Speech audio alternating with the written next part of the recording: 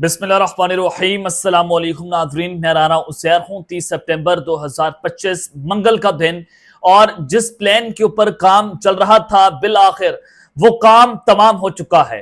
किस्सा खत्म हो चुका है और आधी रात को वाशिंगटन के व्हाइट हाउस में खतरनाक तरीन प्लान्स पर काम होता रहा, बल्कि उसका ऐलान कर दिया गया। कुछ इंपॉर्टेंट खबरें हैं जो आपने बड़े गौर से आज सुननी है, क्योंकि गजा की जंगबंदी के हवाले से खबरें चल रही थी कि 20 नुकाती प्लान सामने आया है, जिसमें गजा की जंगबंदी के ऊपर बात हो रही थी, जिस पर पाकिस्तान ने भी उसका खैर मकदम किया। तो अब खबरें चल रही हैं कि आजादी मुबारक हो, गजा आजाद हो चुका है। क्या वाकईतन गजा आजाद हो गया है? और इसराइली फौज जो है वो गजा से निकलने जा रही है, उसका बाकायदा तौर पर ऐलान अब इसराइली वज़ीर आज़म नेतन्याहू की जानिब से किया गया है, जो डोनाल्ड ट्रंप के साथ मिलकर एक प्रेस कॉन्फ्रेंस कर रहे थे। ये डिटेल्स जो आपके साथ इसका पोस्टमार्टम करना है कि आखिर ये प्लान क्या है। अब्राहम एकॉर्ड, जिसको कहा जाता है इब्राहिमी मुआहिदा, उसका भी कल ऐलान हुआ है, कल की प्रेस कॉन्फ्रेंस में।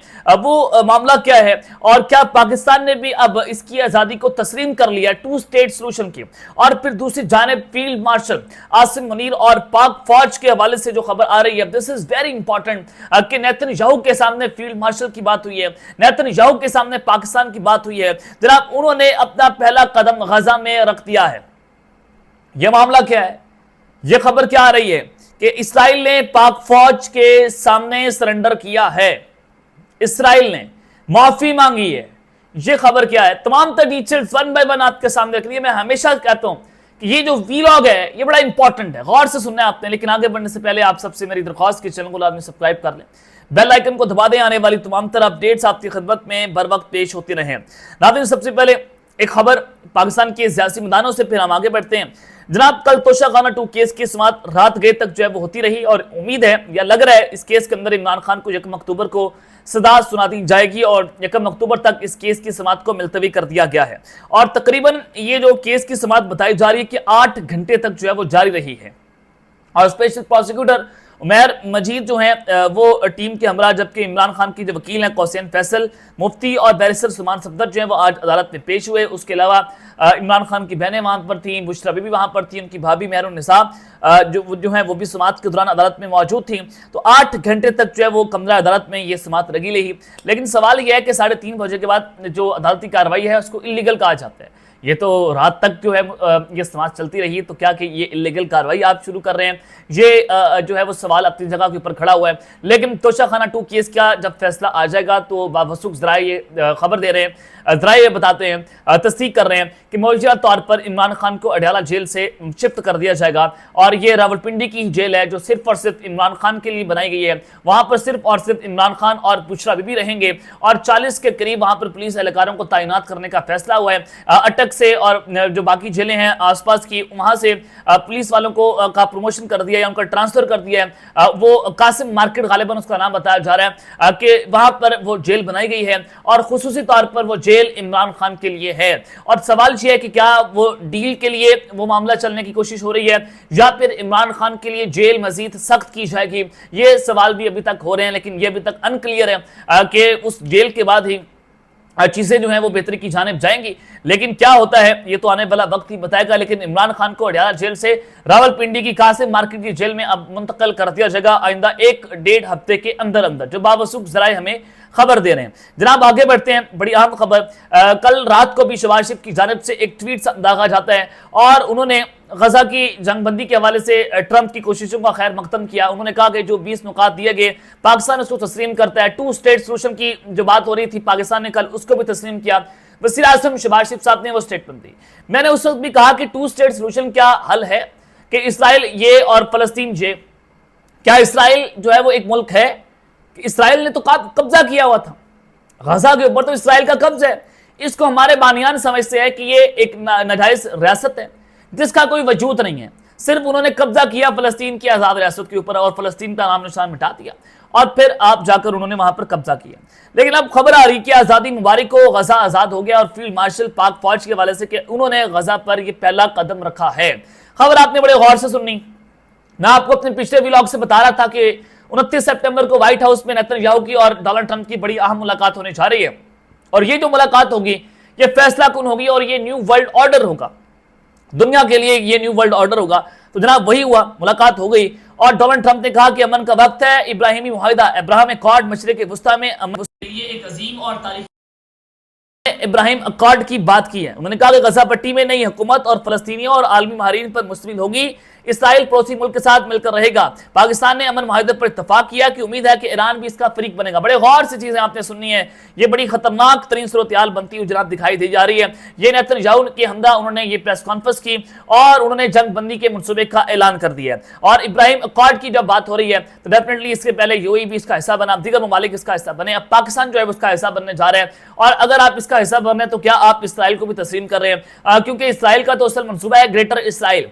तो डेफिनेटली इसराइल जो है वो क्यों अपना अभी मैप दुनिया के सामने लाएगा? उससे तो ग्रेटर इसराइल के मंसूबे को फरोग देना है।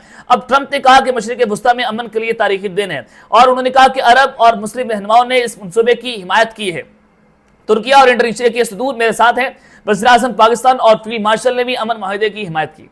ये जनाब उन्होंने पाकिस्तान के हवाले से बात की।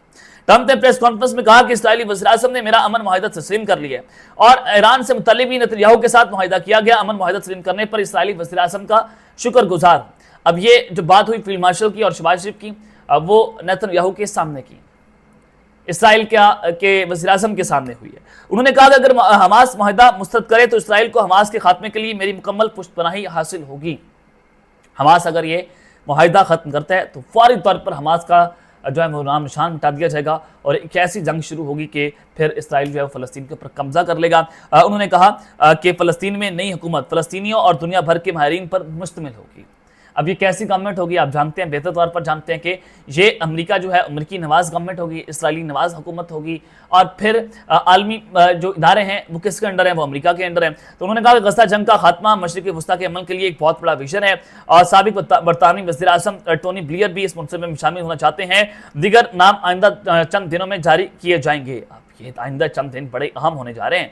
प्रेस कॉन्फ्रेंस से खिताब में इसराइली वज़ीर आज़म नेतन्याहू ने ट्रंप के मुजवज़ा अमन मनसूबे की हिमायत की और कहा कि आपके जंग बंदी के मनसूबे की हिमायत करता हूँ। ये माहिदा यकीनी बनाएगा कि गजा इसराइल के लिए भी खतरा नहीं बनेगा। नेतन्याहू ने कहा कि मनसूबा जंग के खात्मे से मुतालिक इसराइल के असूलों से मुताबिक रखता है।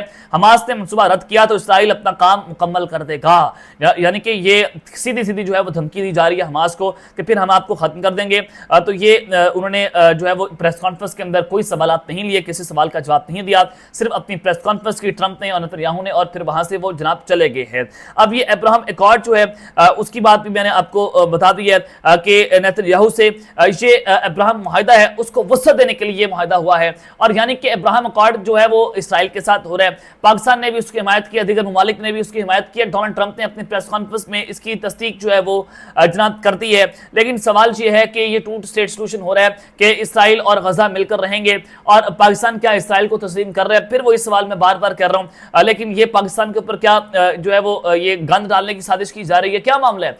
लेकिन जो मैं आपको बता रहा हूं कि फील्ड मार्शल और पाक फौज अपना पहला कदम रखेंगे। देखिए पाकिस्तान इस वक्त इंपॉर्टेंट बहुत है। देखिए फील्ड मार्शल और वज़ीर आज़म शहबाज शरीफ का उन्होंने नाम लिया कि उन्होंने मेरे मंसूबे की हिमायत की है। डोनाल्ड ट्रंप साहब ने नाम लिया। अब बात यह है कि एक जो है वो अरब ममालिक की और इस्लामी ममालिक की फौज होगी और पाकिस्तान और सऊदी अरब का तो ऑलरेडी मुआहिदा हो गया। मैं उस तरफ भी आता हूं, ये फौज जो है वो गजा के अंदर उतरेगी। अब ये लीडर तो कोई ना कोई होगा, की फौज के अंदर से होगा। इस्लामी एटमी पावर है और वो सबको लीड करेगी और फिर ये और गजा की सिक्योरिटी के लिए वहां, तो ये पाकिस्तान के इस से कह सकते हैं। लेकिन सामने नहीं आ जाते इब्राहिम मुआहिदे का हमें पता नहीं चल जाता कि किस वजह से सारा मामला हुआ है, तब तक इसके ऊपर बोलना जो है वो कबल अज़ वक्त है। अब दूसरी जानिब जनाब इसराइल ने पाक फौज के सामने जो है वो सरेंडर कर दिया। किस तरह से पाकिस्तान और इसराइल सऊदी अरब का मुआहिदा हुआ, इसराइल ने कतर के ऊपर अटैक किया। जब कतर के ऊपर अटैक किया पाकिस्तान और सऊदी अरब का दिफाई मुआहिदा हो गया, जिसके बाद पाकिस्तान और इसराइल 11 मिनट की मुसाफत पर है और पाकिस्तान इसराइल के ऊपर हमला कर सकते हैं। अल-जौफ एयरपोर्ट पर पाकिस्तान की फौजें, पाकिस्तान की एयरफोर्स जो है उतरी हुई है। अब कतर जो है वो भी वहां पर भी पाकिस्तान के, मैंने आपको पिछले व्लॉग में खबर दी कि 16 जो JF-17 थंडर हैं वो कतर में जाएंगे। कतर से 100-150 जो टेक्नीशियन है, पायलट है, पाकिस्तान आकर जनाब अपनी यहाँ पर पाकिस्तान की एयरफोर्स से अपनी ट्रेनिंग हासिल करेंगे। हो सकता है पाकिस्तान और सऊदी अरब मिलकर भी अपना और कतर भी पाकिस्तान के साथ मिलकर इस दफाई मुआहिदे में शामिल हो जाए। दीगर इस्लामी मालिक इस दफाई मुआहिदे में शामिल होने जा रहे थे। अब अंदाजा करें, इतना खौफ था, इस डील का इतना खौफ था कि ये वो इस्राएली वज़ीर-ए-आज़म है जिन्होंने कब्जा किया और फलस्तीन में जो जुल्म बर्बरियत की, ईरान, यानी कि ये सुपर पावर से भी ऊपर की पावर है पूरी दुनिया के अंदर, और वो वज़ीर-ए-आज़म पाकिस्तान के सामने सरेंडर कर दे तो आप अंदाजा करेंगे पाकिस्तान कितनी बड़ी ताकत है। अल्लाह अकबर, अल्लाह अकबर। तो जनाब उनको डर था कि बाकी भी कभी इसी इत्तेहाद का हिस्सा ना बन जाए, तो इस्राएली वज़ीर-ए-आज़म ने कतरी वज़ीर-ए-आज़म से फोन पर किस बात की माफी मांगी है। जनाब उन्होंने कतर में डेफिनेटली इसराइल ने हमला किया था और इसराइली वज़ीर-ए-आज़म ने बेंजामिन नेतन्याहू कतरी दारुल हुकूमत दोहा पर इसराइली फ़िज़ाई हमले पर कतर से माफी उन्होंने जनाब मांग ली है। अब खबर आ रही है कि पाकिस्तान का जो एक स्क्वाड्रन है JF-17 थंडर का, वो कतर में डिप्लॉय होने जा रहा है। अब एक स्क्वाड्रन में 16 जहाज होते हैं JF-17 थंडर के, और ये 16 जहाज जो है JF-17 थंडर के वहां पर डिप्लॉय होंगे, और कतर से 100-150 जो पायलट है, जो टेक्नीशियन है, वो पाकिस्तान तरबियत हासिल करने भी आएंगे।